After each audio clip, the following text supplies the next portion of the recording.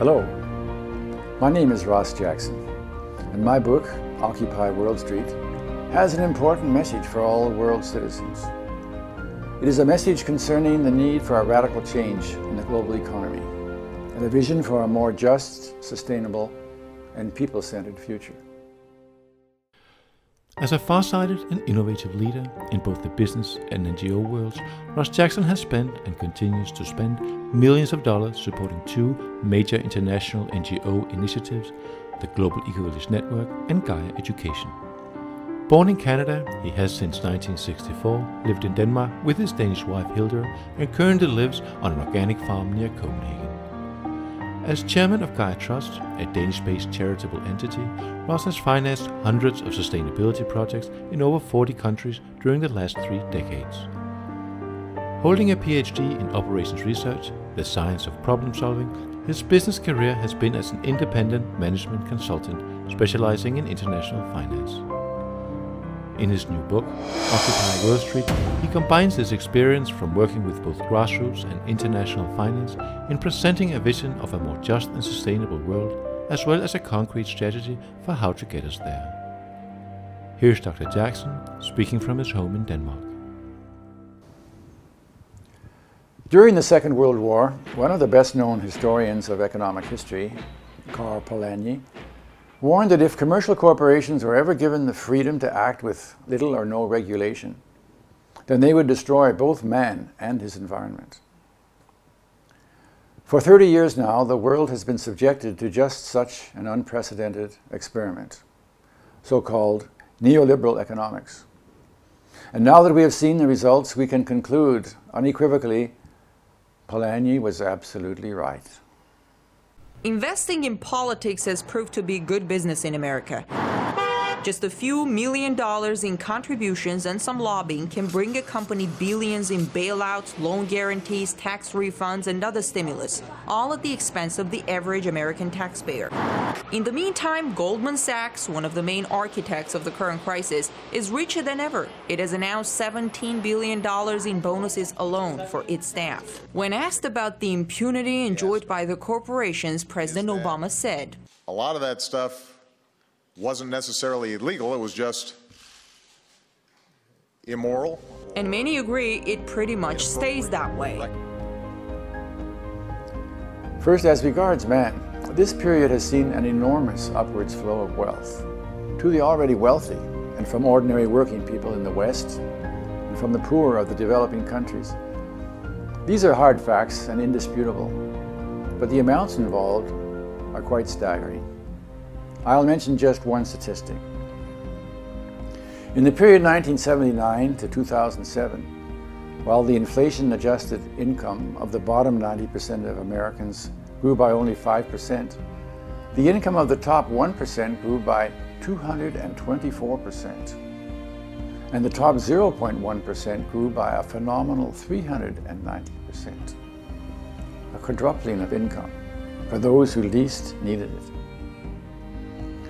In this period, the United States became the industrial state with the greatest difference between rich and poor. A recent study shows that the USA, in spite of the highest health costs in the world, performed worst in quality of life, by a large margin in fact, as measured by an index of health problems. In other words, inequality is not just about income distribution, but far more fundamentally, is inversely proportional to our well-being. The more equal we are, the healthier and happier we are. Second, as regards the environment, the situation is so serious that our very survival is at risk. Not only because of climate change, which is potentially fatal for us, but also because we are consuming almost 40% each year, more than nature can replenish. If we continue on this path, our civilization is on the way to certain collapse. Indeed, there is evidence that it is already collapsing. In other words, the apparent growth we have seen for 30 years is an illusion and could more correctly be called a cancer that is eating away our guts, our natural capital, the very basis of all life. And yet, More such cancerous growth is a stated goal of almost every country. Can this behavior be called anything other than utterly irresponsible? I think not. And it's not just complacency about ecological overload and climate change that is irresponsible. We're also facing a period of energy descent very soon, when demand for oil will exceed supply for the first time ever. The so-called peak oil problem. Oil experts are in no doubt about this.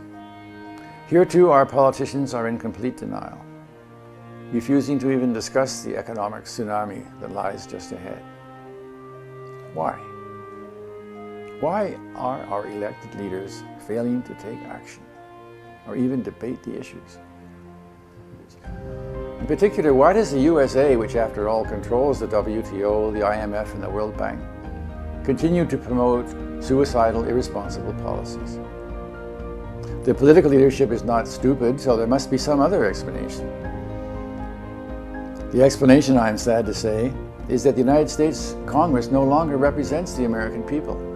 It has been taken over by the financial, media, military, industrial complex. The USA is no longer a democracy, but it has become what many of us are beginning to call a corporatocracy. Another word for the 1% who launched the neoliberal economics upon the world 30 years ago with themselves as beneficiaries.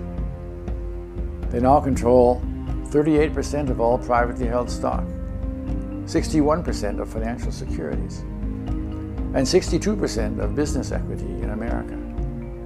In a word, everything. It is almost impossible to be elected to Congress today, or the presidency for that matter, without the financial support of the corporatocracy. So strong has their position become over the past 30 years that it is no longer possible to challenge them directly, neither by demonstrations, by boycotts, rational arguments, and certainly not politically. The harsh truth is that they simply do not care what happens to the 99%, as long as they remain in charge, with their fortunes intact. They would rather rule over a dysfunctional, collapsing, starving world than take any action that would impact their personal fortunes. Not even a modest increase in their taxes is acceptable to them. Furthermore, they will exploit every coming crisis to increase the centralization of their power, with the ultimate goal of establishing a world government under their control. Mark my words. How then can the 99% fight back? In my book, Occupy Wall Street, I have put forward the only strategy I can envisage that can lead to ultimate success. I call it the breakaway strategy.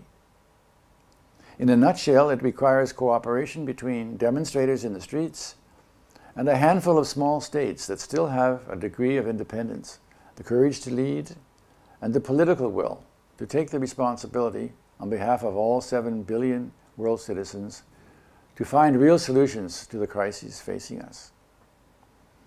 These breakaway states must create a prototype of a new world order, on a small scale, but with all new institutions, such that the new system works satisfactorily for all world citizens. I call it the Gaian League. My vision is a world of independent sovereign states, each in full control of its economy and cultural priorities, but prepared to cooperate in establishing global conditions for guaranteeing ecological sustainability and human rights for coming generations. Once formally established, then other nations will be invited to join as equal partners. It is here that the street demonstrators come in. In each and every country, they must take to the streets and demand a national referendum on joining the Gaian League, even in the face of opposition from the corporatocracy and the corrupt political leadership. Fellow citizens, please join us in making the breakaway strategy a success and this vision a reality. Personally, I see no other way. And folks, if we stand together, I believe we can win.